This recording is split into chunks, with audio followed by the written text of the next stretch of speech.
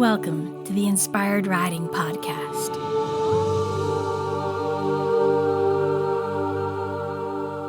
I'm your host, Beth Lauren Parrish. As a certified riding instructor, remote coach, and rapid transformational therapy practitioner, a powerful form of hypnotherapy, I'm here to remind you to slow down, trust your intuition, and really deeply listen to your horse. And this will make for the best co-creative dances possible, whether you're on the ground or connecting on their backs. Thank you so much for being here, and here we go. Hello there, Inspired Riders. In this podcast, we are continuing with the Riding Instructor interview series. I am so pleased to bring you Jillian Kreinbring. With a vision to train and ride horses in accordance with sound functional anatomy and posture principles, Jillian's goal is to balance the natural and atomic forces within and between the horse and human for healthy movement and vital longevity. Jillian's approach is to support horses in achieving their highest and best self. She does this by applying classical principles combined with current knowledge of equine functional anatomy, posture, and psychology. Jillian has committed herself to blend the best of these worlds over several years by studying both past and modern-day masters. She is passionate about carrying forth this wisdom. Jillian has been working with horses her entire life. Throughout the early years, she won numerous year-end high point awards and futurity classes. After graduating with her undergraduate degree, Jillian accepted the head training position at Circle L Ranch in Germany, where over the course of 2 years, she trained client horses, started young stock, and exhibited halter and pleasure horses. While abroad, she won 3 European National Halter Championships, the Circle L Western Pleasure Futurity and High Point DQHA Horse of the Year, and trained AQHA World Qualifiers. On her return to the United States from Germany, Jillian stopped competing horses and entered the master's program in the School of Agricultural Life Sciences at the University of Wisconsin-Madison. Here she studied equine movement, posture, and muscle development, as well as adult vocational education. Jillian completed her master's thesis entitled Desired Muscular Development in the Neck of the Horse, an Equine Observational Communicational Tool and Study. Additionally, Jillian has spent time with Dr. Deb Bennett studying gross anatomy through the School of Equinology. Jillian has also studied equine osteopathy at the Vleugen Institute. This body of knowledge offers a different perspective, aiding Jillian in her approach to horsemanship.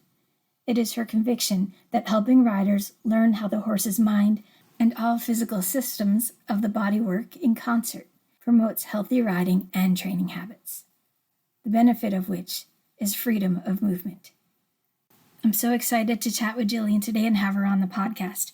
I first met her in Texas when I did the Mark Russell Clinic, and I thought she was just a phenomenal human just from first meeting her. And then I was lucky enough to take one of her classes out here in Georgia, Understanding Equine Movement to Realize Your Horse's Potential, and it was absolutely eye-opening. She's a masterful storyteller as well as an incredibly gifted teacher, and can't wait for you to hear this podcast. And here we go. Jillian, thank you so much for being here. It's such an honor to have you on the podcast. Oh, it's my honor. Thank you so much for thinking of me. I've been really looking forward to this. Oh, you're welcome. So as you know, I'm doing a riding instructor interview series to help support riding instructors, which will then, of course, trickle out to the horse world. So with all of your experience, what could you say is your favorite thing about teaching? Oh, that is such a great question. I think one of my favorite things about teaching is listening to the student, which oftentimes, or it always includes the horse, figuring out how that student learns best, and then communicating something that they're interested in learning in a way that really makes the light bulb go off. And I find that probably the thing that makes the light bulb go off the most is to always provide the why behind what it is that you're teaching. And, like from all of my teachers throughout all the years, Like I was told to do things a lot, but I didn't really understand why I was doing those things. So I think it's figuring out how each student and horse operate as a unit, and then being able to communicate what it is that I'm trying to communicate in a way that makes the light bulb bling by providing the why behind the exercise or what have you. That's beautiful. Is there something special that you really love to teach in a lesson? Yeah. Well, I really love to teach layers. So like if somebody comes and they want to say, oh, Jill, I want to learn in-hand work in the bridle, then I'd like to lay out a platform where, well, there are actually some things that need to be in place before we start to educate your horse to the bridle or to do the in-hand work. Because I've seen things in the past where people put the horse in the bridle and they want to do in-hand work, but the horse doesn't have some basic groundwork first. And so I really love teaching these foundation principles because it is true that without the foundation, when you're trying to do something more advanced, it's inevitably going to create some scratchy spots, right? Right. But if you can backfill by going back and understanding some of your basic groundwork foundations, then the in-hand work becomes very easy. So it's kind of a melding of and an amalgamation of all of my teachers, like Peggy Cummings, Mark Russell, Stephanie Milham, Manolo Mendez, and bringing those concepts together so that you can prepare the horses for the in-hand work. So things like, well, can your horse regulate tempo from the ground? Yeah. When you go, will they go? When you slow, will they slow? When you think slow, whoa, does your horse meet you? Is there a certain type of murmuration that's happening between the person and their horse? And then when they start to learn how to regulate tempo, let's say you have a horse that falls behind the leg. That means that's a horse that is a little pokey and you're constantly leading the horse forward. You're constantly, harassing the horse forward. So there are ways to get that horse to meet you. Or perhaps you have the opposite, where a horse gets way in front of the leg where he's always rushing. How do you teach that horse to regulate? And then the principle of teaching horses to follow your body language is so cool. When my body is straight, the horse is straight. When I draw, the horse draws. When I send, the horse yields. And when they have these basic principles in line, then you start to teach them the bridle work from the ground at a standstill. And once they understand what the bridle is, whether it's a bitless bridle or a snaffle bit or a bozal, it doesn't matter. Then you can put them into the in-hand work in the bridle because they already understand all of the groundwork. And that way you're not pulling horses around, pushing, pulling, getting in arguments. The horse gets stiff, the horse gets braced.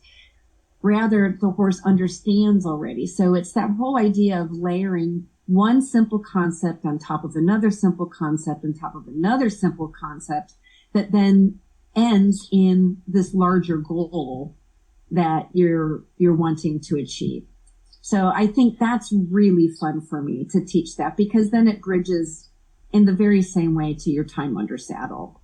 I love that so much. And it's so true. I see a lot of people just try to jump right into things without having that foundation. And it does get really shaky and the horse gets confused and tense. And I want to talk more about your murmurations. I remember watching the Tai Chi video with you and Mark Russell. Do you want to share a little bit more about how you set your student and yourself up for success within your body before you even work with your horse?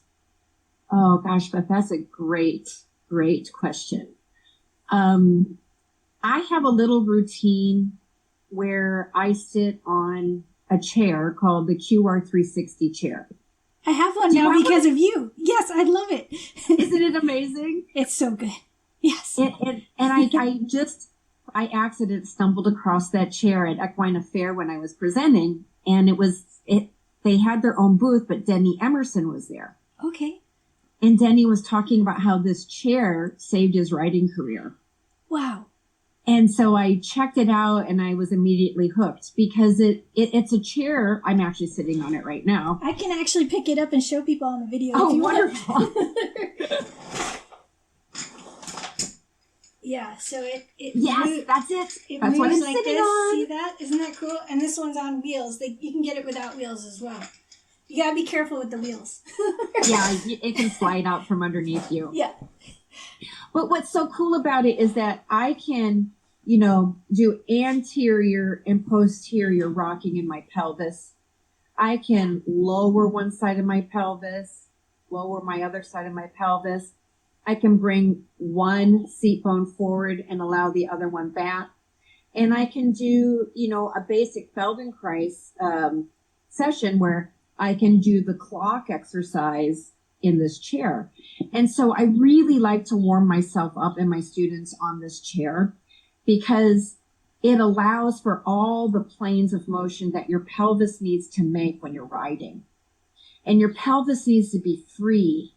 Like the very first thing that needs to happen is that you're free in your body so your body can receive the motion that the horse produces. So you allow that motion to travel through your body. So you're allowing, and then you start to be able to follow that. And then eventually you're able to influence that. And so this chair is like super, super golden. So that's something I like to do kind of statically. And then when I'm warming up the student and the horse, I love to teach something called oscillating rhythm, which is how the horse's body moves through a sequence of each stride, when a leg comes forward, when it lands, and when it pushes back. That motion created from the hind legs travels through the body, and it's reflected in the motion of the horse's head and neck. So as the horse is moving at the walk, he actually produces an infinity sign. So cool. So I try to teach my students about this oscillating rhythm. And so my good friend Marie Pruden, when I was teaching her this, she started to incorporate that oscillating rhythm by taking walks with horses, and she called it her mindfulness walks. And so that really has become quite necessary for all the horses that come here on the property, because not only does it get you in sync with your horse through that murmuration, and that you're allowing that horse's movement to happen, and then you're following that and allowing that, and it's just like it becomes a walking meditation. And it's such a great place to be. You go soft eyes into your peripheral vision, and then you're just moving through time and space almost like you're one unit with the horse. And it's just amazing how much that prepares the horse's mind, the human's mind, and then the melding of horse and human to come together and prepare then for what we're doing that day. That's so amazing. And now I'm so motivated to use the chair before I ride. That's brilliant advice. It helps so much. And especially, Beth, like let's say I'm riding a young horse, a horse that's maybe, learning something new or relearning something. And what can sometimes happen is that we unconsciously start to get a little braced or a little tight in our own body because we're trying hard. Right. I wouldn't know anything about that. Even doing that chair between horses is really good. So I try to, do my warm-ups in the morning with my own body, my own mind, my little meditations. And then I'll play with the horse. And then before I get the next horse, I'll revisit mobilizing my pelvis again. That's like hitting the reset button. I love that. Every time. And then I also have a little trampoline that I'll get on and kind of jump and get rid of any tension. I remember you telling us to shake it out, and I thought that was awesome. Game. So I get on the trampoline, I jump up and down, and it's just a lovely way to just hit the reset button, and now you're starting with a completely different sentient being. Yes. So you're starting with a clean slate, so I think that's fair that you don't draw in the previous horse's experience into your next horse's experience, because that's your own unique individual time that should just be you and that horse, not baggage from other areas. Definitely. And something I learned from my sister, who is major intuitive, she said if you just wash your hands and then clap a few times, it helps clear the energy as well. No way. I was like, that's so cool. So I used to do that in between just teaching lessons. Oh, I'm still going to do. Yeah, yeah. Like, cool. And then I do jazz hands because that's fun, I mean, who wouldn't, right? Still my favorite part of that class. Oh my goodness. So here's a big one, and I know we both love the word inspired. How do you stay inspired? Oh, I love that we share that word in our vision. When I named my business JK Inspired, and I tell this now in the courses that I teach. After I named my business that, I felt a little sheepish because it occurred to me that when somebody hears that my business name is JK Inspired, that they might think that I think of myself as somebody who is inspiring. But that's not why I named my business that. I named it JK Inspired because every day I am inspired by what I learned from my horses, or the relationship that I build with my horses, the curiosity of what every individual brings to the table, I find inspired. When I go and teach my functional anatomy class, when I first started that 18 years ago, I can't believe it. I've been teaching that class for 18 years. So when you started at 2 years old, right? Yes. I'm giving my age away a little bit. But when I first started teaching them, it was like in people's living rooms, and there might be 3 or 4 people. And then it turned into 8 people, and then maybe 12 people. And then, now it's anywhere between 50 and 60 people, between 15 and 60 people. So every time I teach and I see the true light of people who just want to do right by their horses, and they want also to have their journey with horses mirror back to them on how they might also become a better person to grow. When I see that, and I see organically grassroots movements for the betterment of equine wellness, that is what inspires me. So I feel inspired both by human students, and I am also inspired by my horse teachers. So there's no lack of feeling inspired. Even when I've done something wrong and then I go, oh, that was wrong, but I think this might be the right way, I feel inspired, right? Because I had at least that glimmering idea that I'm not stuck by only asking my horse to do something one way, but I have other ways I can ask horses to do things that might make more sense to that horse in that moment. So the more tools I gather, again, I then feel even more inspired because I have more ways to communicate with my horses, or to explain something to my horses in a way that we can come to an understanding without trying to dominate or force only one way of doing something. Oh, I love that. And I love that you said at the end, I mean, your whole philosophy is inviting instead of demanding. And I've really taken that forward with all my clients too. I'm like, that's a huge, huge thing. So, and to wait for the response instead of push, right? Yeah. Absolutely. And I was just having this conversation with my working student who's here from Poland, just the most delightful person. Her name is Julita. She was Manolo's working student. So that's also a benefit for me because she brings, to me things that she's learned from Manolo, so we both share the same mentor. But I was explaining to her that in my younger years, I was I was so eager to learn all the Grand Prix movements, to school my horses into high school, and have all these like really cool things that I could do with my horses.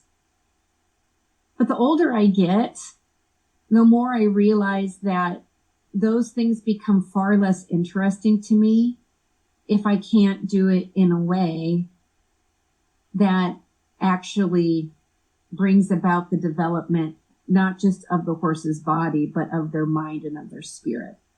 So those things, if I can't accomplish those things without also creating an environment for mental, physical, and spiritual health, then I'm not necessarily even willing to go there. So that's then also what has made, providing a foundation for horses even more interesting. Like they say, when you get your black belt, you don't just continue on from your black belt status. You actually go back to the beginning and you see the beginning through a black belt's eyes. And so the beginning means something completely different. And so that is another thing that just keeps inspiring me, is to be more and more and more aware of the subtleties and just how much these horses try for us. Oh, yeah. It's unbelievable. It's amazing what they let us do with them. Unbelievable. Yeah. Well, one of my other questions that I skipped over, but we kind of already started it, was how has your teaching philosophy shifted over the years? Do you want to dive into that a little more? Oh, sure. Okay. It's so nice to be visiting with a fellow colleague and instructor because, being an instructor is a skill set all of its own. Yes. I think we've probably all experienced educators, or even myself, where there were times when I could do something, or I had an instructor that could do something, but maybe didn't have the words to explain what they're doing, or I could not verbalize what I was doing. And so as an instructor, that was frustrating for me. So when I first started teaching, I should backtrack a little bit. I was very fortunate to be mentored by Peggy Cummings, who placed a tremendous amount of emphasis on how we as connected riding instructors taught. So we learned a tremendous amount about learning styles. We learned a tremendous amount about conscious language. We learned a tremendous amount about whether a person is a literal learner or a metaphor learner. If someone's teaching me through metaphor, I'm less likely to get it than if somebody is teaching me literally. However, I have many students who learn much better through a metaphor and not literal. And then you start to combine those things. So I think in the beginning of my journey of teaching, which I didn't want to do, Peggy. Oh, really? Yeah, Peggy, I went kicking and screaming. I had no idea. I was kind of shy. I didn't want to teach. I just wanted to work with the horses and, tuck my head away. But every time I went to a clinic with her when I was her working student, she would make me go out and teach somebody something. And it was so uncomfortable. And she'd say, you have to get comfortable with being uncomfortable because that's where growth happens. Yeah. And that just stuck in my head for so many years. And then she would have these great instructor clinics, and she had a book, and the book title was Even Eagles Learn to Fly. And so what she was explaining is that, we as instructors, we were like her little eaglets. And she had to, one by one, push us out of the nest so we would learn to fly. And so that was such a wonderful and beautiful beginning for me. And, 20 years later, reflecting back on it, I still, I hear those words of wisdom and they mean something new to me every year. But because I was so anxious when I first started teaching, I taught through the spaghetti method. Right. Which is, I'm going to throw everything at this student that I know except for the kitchen sink, and I just hope something sticks. And really what I ended up doing is just way, way overwhelming my students. And so it wasn't about, anything that stuck, because nothing stuck. So I had to learn to become a teacher of less words and more specific. So through the years, I try to only introduce one or two concepts, nothing more, or practice something that's already out on the table. And then really check in with the human and the horse to see if they really truly do understand. Because the other big mistake I made in the beginning was I assumed that the students knew certain things that I assumed they knew. And so then they would pretend like they knew it. And then they didn't. And so that was my mistake. Something like, oh, your horse is falling in. Your horse is falling in. Horse is falling out. And then one day I said, do you know what that means? And they're like, no, I've heard it my whole life, but I don't know what it means. And so that was a big aha moment for me. Like, Jill, don't assume, but at the same time, when teaching adults, also don't be patronizing or condescending. Sure. Yeah. Now, teaching adults is different, and they come to the table with a tremendous amount of experience, not just with horses possibly, but life.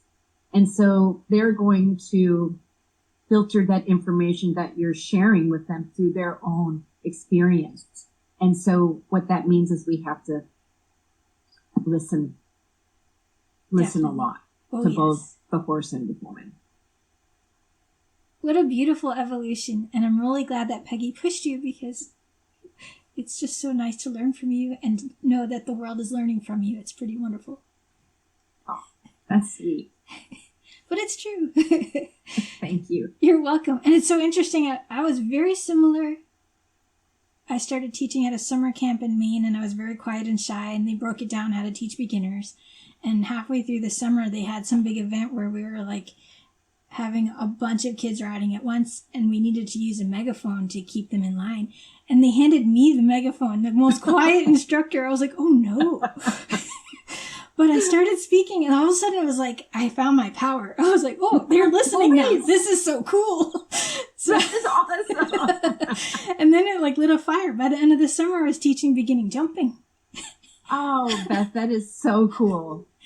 Thank you. Like, that's an incredible metaphor, right? Like, you literally found your voice. Yeah. And it took me a while to remember that. And all of a sudden I'm like, oh my gosh, that's when it clicked in. And that was my very first year teaching. Yeah. Oh, yeah. Wow. That's cool. Yeah. Where in Maine? It was called Poland, Maine, where they get the Poland Springs water. And kidding. The camp was called Trip Lake Camp. And it was a bunch of really affluent children that went, and they had every sport imaginable. Horses were just kind of on the side. And I was there with 5 other instructors, all from around the world. And we got along beautifully. And we had so much fun together. And we just took care of the horses. And we'd ride on the side and then teach lessons whenever the kids would come down for lessons. So it was amazing. That is amazing. And I think, I will have to ask, but I think Peggy may have also taught at Trip Lake. It's very possible. Is it an old camp? It is. And she might know the director that I worked under, which was Andy Lockmears. And I think she knew. Oh my gosh, I wonder if that was the Peggy. I might have met her and didn't realize. Wow, well, that's amazing. Peggy would be another great guest. Yes, I will definitely ask her. I will definitely ask her. Thank you so much. That would be so cool. So cool. I love how that comes together. Me too. Well, I'm like, I think there was a Peggy there. I could just be hallucinating, but I'm pretty sure. This is back in the year 2000. Yeah. She might have been, and I think she was if it's the place I'm thinking, it was like, I think she was there many years even before that. That would make sense. Yeah. Well, super cool. Oh my gosh. Super crazy cool. So let's see. Do you have a story about a favorite lesson horse that you want to share? Oh.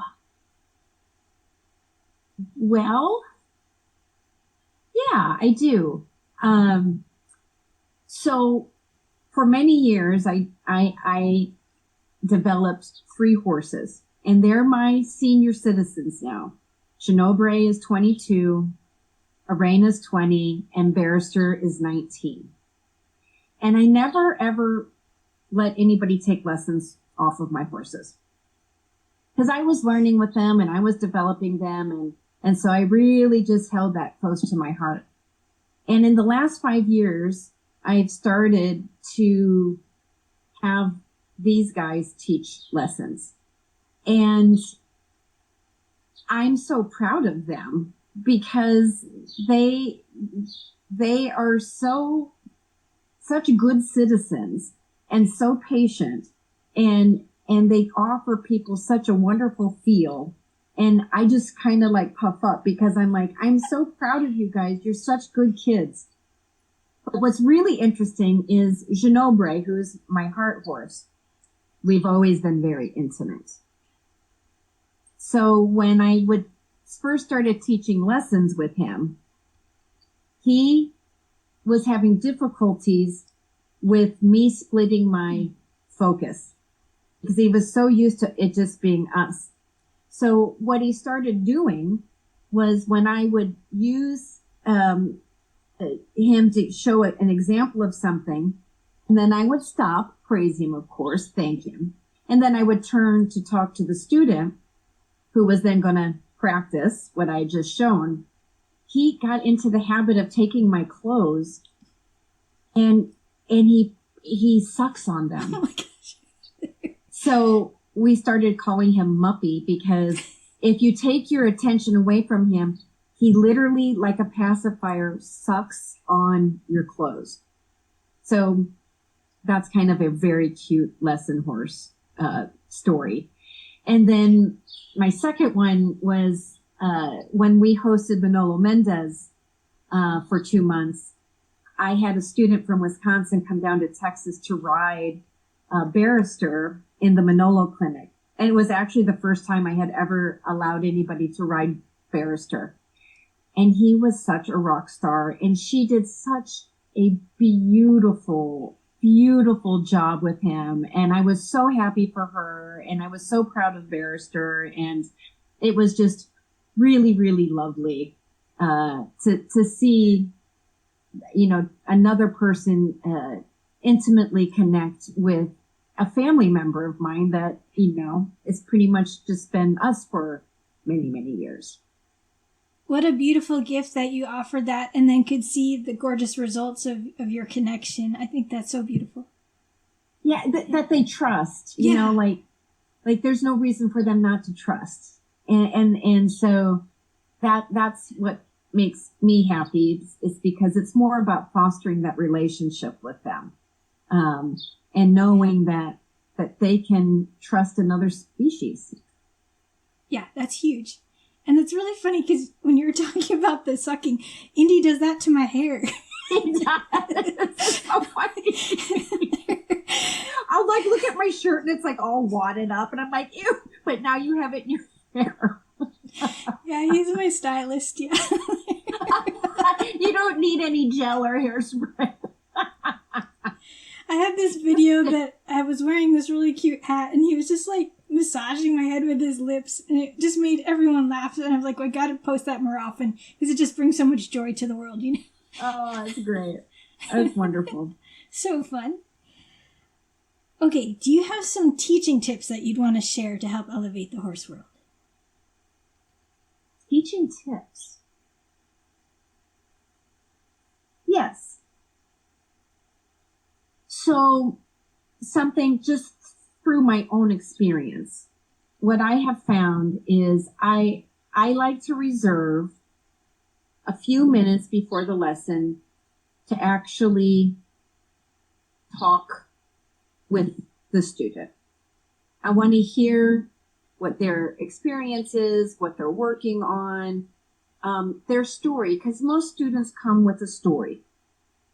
And then we as instructors, when we see what's literally in front of us, we need to decipher, like, this is what's really going on, or are we being in a situation where we're experiencing somebody's story? Mm-hmm. And that story might not serve the rider and it might not serve the horse. So listening and gathering information without getting sucked sometimes into the story is a very important tool to develop, I believe, as an instructor. So listening.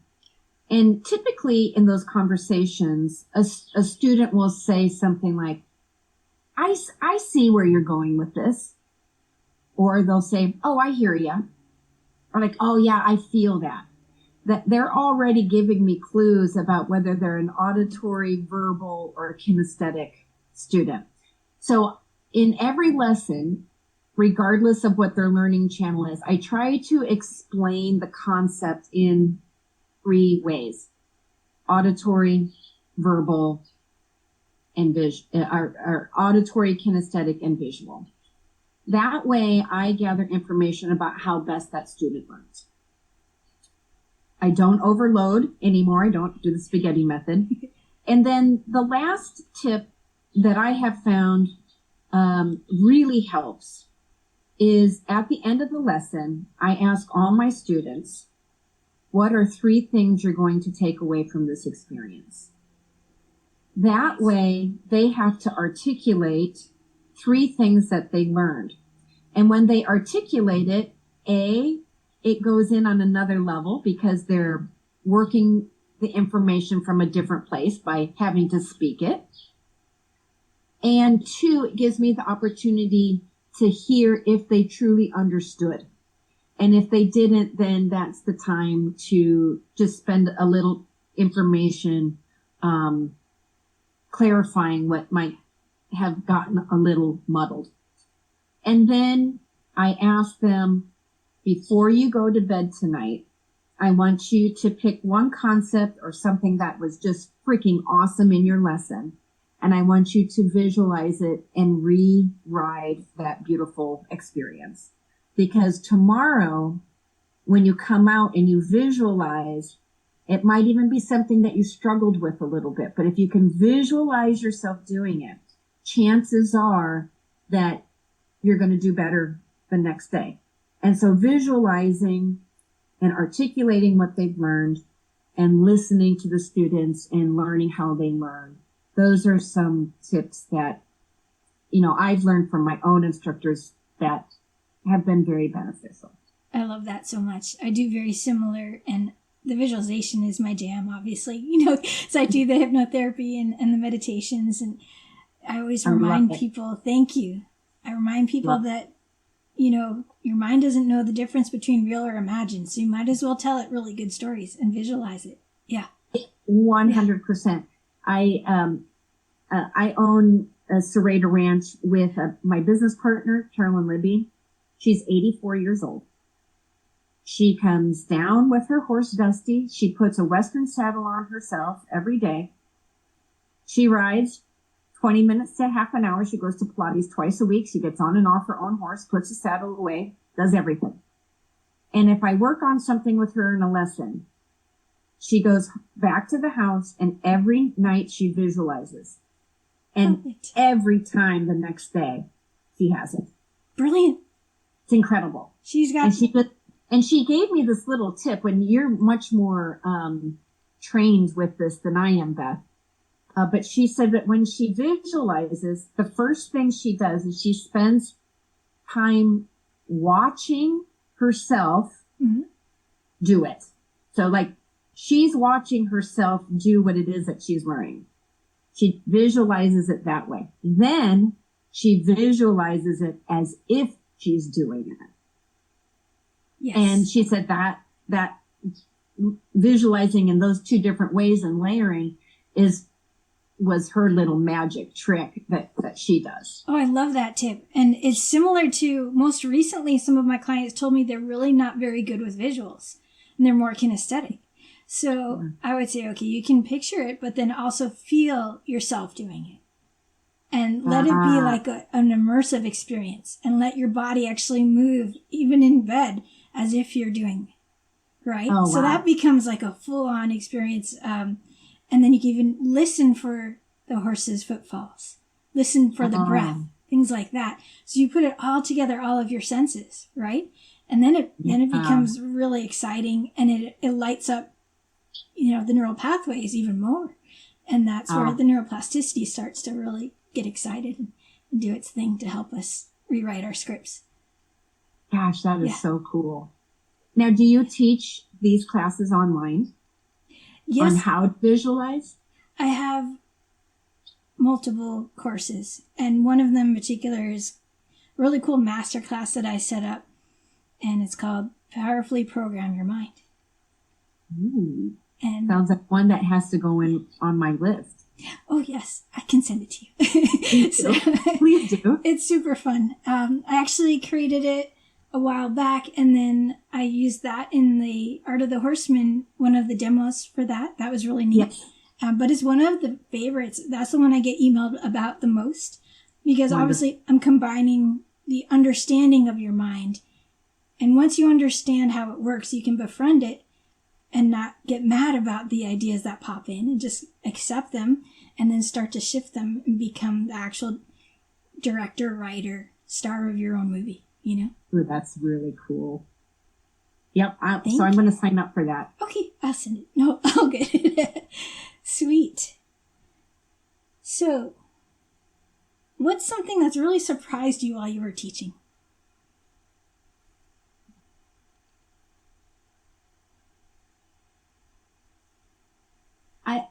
I think that I became, I guess surprised would be the right word. When I matured a little bit in teaching my lessons, I was surprised to find out that teaching a lesson wasn't just about teaching technique or aids or what have you. That oftentimes when you're teaching a lesson, you are holding a basket and a safe space for somebody else's dreams. Oh, full chills. Their dreams, their passions, their wins, their losses, their fears, their grief. And so I guess I became surprised through the years that a lesson was much, much, much more than just a lesson.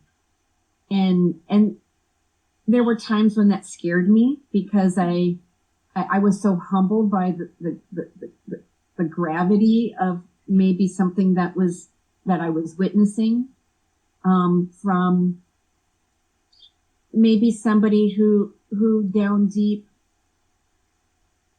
felt really terrible about themselves, but they came across as being confident. And then that vulnerability became apparent. And then something that they struggled with, they started to understand, so they could actually step into that power place. Teaching a client that seemingly was doing wonderful, and then had a moment of bliss, when everything goes well, and then cried because she had just lost her son and she hadn't felt joy like she just did in that moment. So I think it continues to surprise me about how much we humans actually benefit from the relationships that we have with horses. And as Charles de Comfy, bless him, he understood and taught that your relationship with horses really, at the end of the day, can reflect back to you your own ethics, who you want to be in terms of your own character. And so I say that I'm surprised by that. I shouldn't be surprised by that. I'm becoming less and less surprised by that, because it happens all the time. And so now I'm just so honored to be a witness to that, and at least to just hold some space for that person to feel safe, to explore maybe something beyond technique. You know, maybe they're conflicted about something else that they have to work through before they can communicate with their horse or what have you. So I'm actually delighted that lessons aren't just about technique. Right. Right. Yeah. And then of course I have lots of technique lessons as well. Yeah. You know, even in my own journey, I think that might have been a surprise to myself as a rider and a student that, you know, for the last 25 years, I've been so focused on learning technique and functional anatomy, that I realized about 4 or 5 years ago that I was actually becoming a slave to the technique. Oh, wow. I was making my horses a slave to the technique. And so it was like an Enzo. I came full circle from, you know, when you're a child, you say, I'm going to get on my pony and I'm going to go over there. You don't think about how you're going to go over there. You and the pony just go over there. Yeah. Or now we're going to jump this log. You don't think about how you're going to jump the log. You just jump the log. And then you start to study technique, right? Your riding posture, the horse's posture, what's going on in their body, what's going on in your body. This is how you aid for this movement, et cetera, et cetera, et cetera, which is all great. Those are things we should learn. But then we need to kind of move beyond that technique. And I feel that's now I'm teetering more in the realm of seeing it as an artistic expression, emotionally, spiritually, and physically. And so it kind of comes full circle. And so I think I surprised myself that, you know, in my mind for many years, I just thought for the rest of my life, I'm just going to be learning technique. And now it's more about using those techniques to create something beautiful in the arena, like looking at the arena as a canvas, you know, not a place of work, but as a place to create, or on the trail or whatever it is that you're doing. So, I think that probably has been one of the bigger surprises of, you know, the last 5 years for me, or maybe that's just me growing up a little bit, or maybe that's my own growth. And then I see many of my students finding that space too. And when you find that space of blending, you know, the innocence of a child with the technique into the art form, you stop taking it so seriously. Yes. And it flows more. And you both have more fun. And like I like to say, you have really beautiful co-creative dances. Oh, I love that. That's what it is. Yeah. It's co-creative dances. Whether you're on the ground or on their back. Or in the arena or on the trail. Yeah. Or in your mind riding them. Yeah. Because they feel that energy too. So absolutely. Yeah. 100%. I love it. Thank you. I'm going to quote you. Okay. That's cool. But oh my gosh, what a gorgeous explanation. And it's so true. And it is such a blessing to hold that space and to see the evolution. In my very early 20s teaching, I remember growing up in New York, I was just very much to the point, we do this, and all of a sudden my riders would randomly start crying, and I'm like, what's happening? Feelings are happening. and now I'm so used to it. I'm like, yeah, let's explore what's going on here. How can I help? And it totally turned to 180 to become a hypnotherapist and like actually understand what's going on. And the horse's energy literally like breaks open our hearts so that we feel safe and vulnerable to share, you know. So I'm so grateful that you shared that. That's a beautiful shift to feel surprised and then not surprised so much, because that's just what happens. Yeah. And I'm excited to see what else evolves, you know. Right? Yeah. In the next years. It's so cool. Do you have a specific transformation story about a student that you'd like to share? Oh, I have to think about it.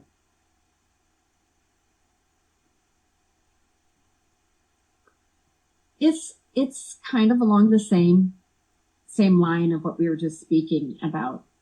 And I had a student that was so serious and so passionate and wrapped her attitude around learning as working and I have to work harder. I have to work harder to be better. I have to work harder. I have to read more. I have to do more. And so in the lessons, she worked hard.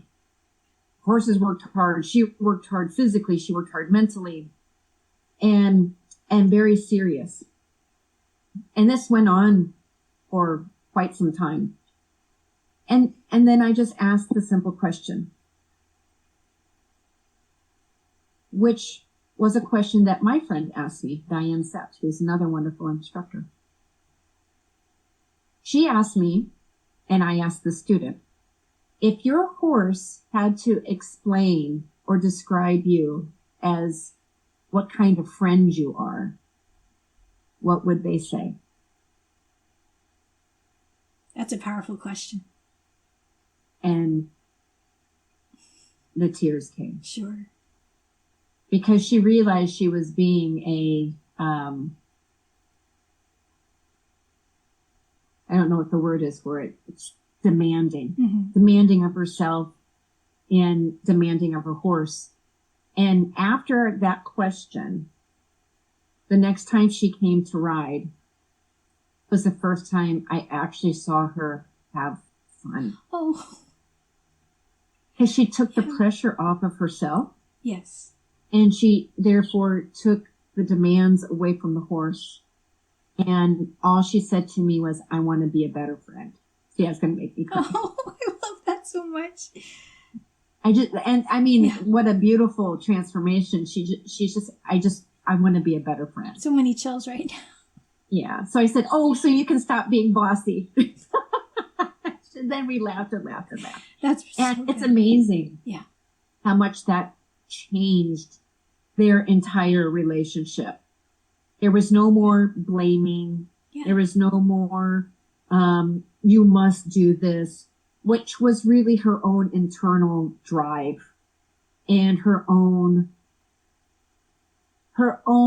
idea of who she was and how somehow she wasn't enough. Right. That's what it always comes down to. Yeah. It was a really beautiful, and I would say they're best friends now. Yay. They're really like friends. And many years later I said, so now if you were to ask your horse, what kind of friend are you? Yeah. He said, he would definitely say that I am his best friend. Woo. Yeah. Oh my gosh, that's an awesome transformation. And just from one question, that is super powerful. Yeah. Yeah. And I have to ask myself that too, along my own journey, like, was I fair? Yeah. Did I listen? Did I have a boundary? Yeah. Right? Because I think something that many of us struggle with, especially now when we have so much more awareness about compassionate horsemanship or consensual horsemanship. We've got beautiful advocates in the world now, advocating for these ideas around our journey with horses. And at the same time, I have to also check myself to ask myself, am I in a situation with my horse that I'm having empathy, or am I enabling? Excellent question. And I see that sometimes with my students, out of their empathy, they end up enabling maybe habits with their horses that aren't necessarily safe. Yes. And so that's a realm now that I have to explore for myself as a rider. It's an area I have to explore for myself as an instructor. And it's an area that I like to explore with my students. Sometimes just asking them a question that they have to answer. Are you enabling? Or are you truly having empathy? You can have empathy without enabling. Right. And I think that's an important question for a lot of us to sit with in our mindfulness walks or in our meditation. Yes, that's gorgeous. And my thought was clarity equals kindness. So if you're if you're a little bit in that enabling state, you're a little in that wishy-washy state, and the horses don't like that, and they're confused, right? They like clarity. Yeah, they like clarity. So make a choice, be clear about it, and then if you feel like you're being too pushy, just take a breath, and it's okay. You just take a step back and start again. Get curious. Beautiful. Yeah, it could be that simple. There's a lot of swirling ideas out there in the world right now. So, and I have been blessed to have my horses at home now, so I've done a lot of experiments with this. And I've ridden now without tack. I've ridden with just a bridleless guide. I've waited until he comes up to the mounting block. So I'm giving him more choices, right? And so when I go to ride, I know he's saying, yes, I really want to do this with you.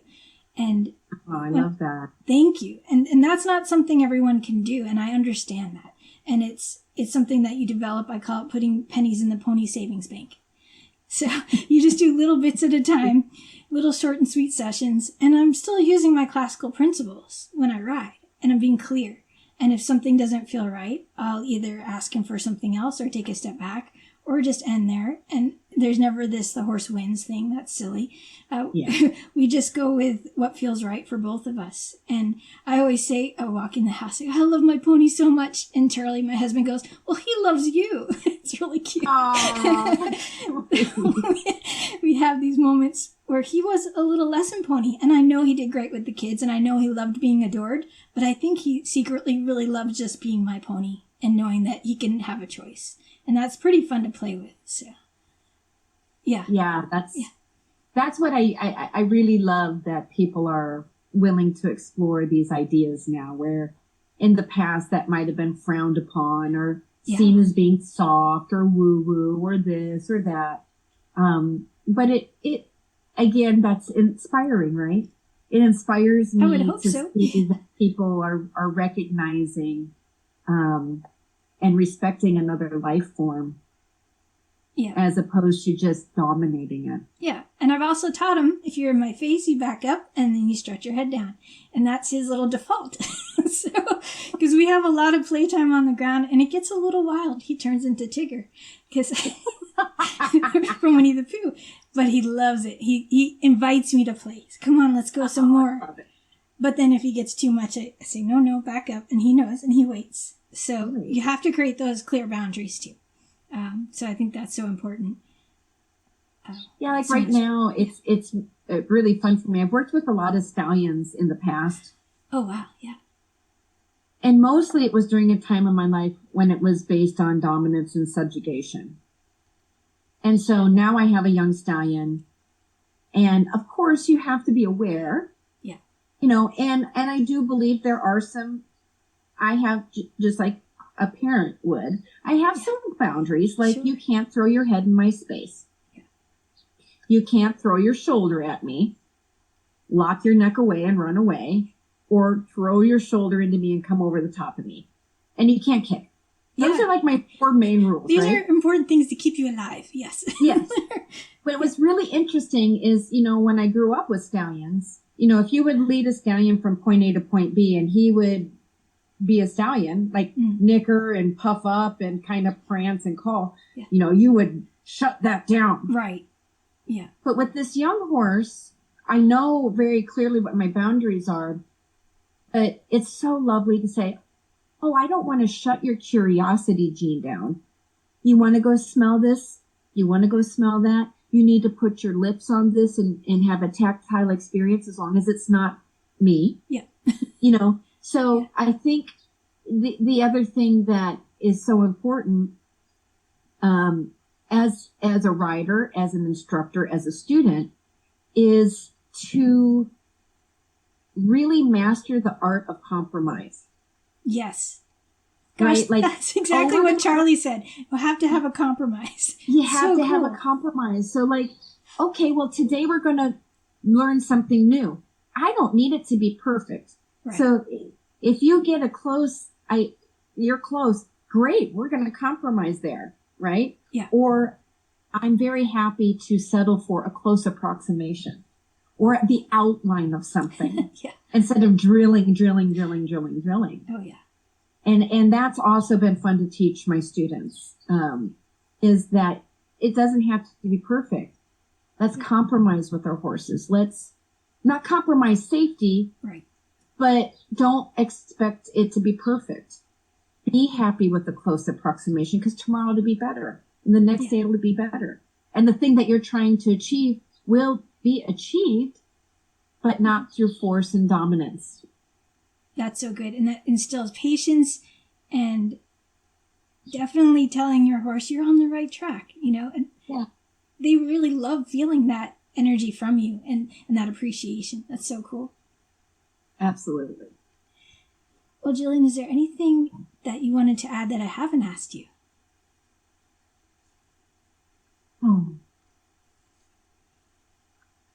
Yeah, I do. I think we live in very interesting times as professionals. And I just want to encourage people, chin up, because you might get on Facebook and you're going to see so-and-so's doing this and so-and-so's doing this. And you might not feel like you're enough, or you feel like you have to be more, or what have you. And I always have this little saying in my mind, compare and despair. Right? It doesn't really matter. I mean, we can learn from other people, but chin up, keep putting one foot in front of the other, and trust, whether it's being a rider or a trainer or an educator or what have you. Just trust the process. Fall in love with the journey, not the end destination. And that's really, really important. So I would say, if you're learning how to teach, or you're already a teacher and you're struggling, or you're learning something new, that just continue on your path. It doesn't matter what anybody else is doing, and stay curious. And don't be afraid to experiment. Yes. Love that advice. And celebrate the small wins. People rush past them so quickly. Yes. Yes. Beautiful. Absolutely. Okay, one final question for you. Yes. If you could have a billboard that every riding instructor would see, what would it say? Believe in yourself. Believe. Dream. Beautiful. Conceive. Believe. Achieve. Gorgeous. Thank you, Jillian, so much. Oh, this has been wonderful, Beth. I'm so happy to reconnect. This was awesome. So is there anything that you want to share regarding your business, your online programs, anything that people can dive into and learn from you? Oh, yeah. I have a website, JillianKreinbringInspired.com.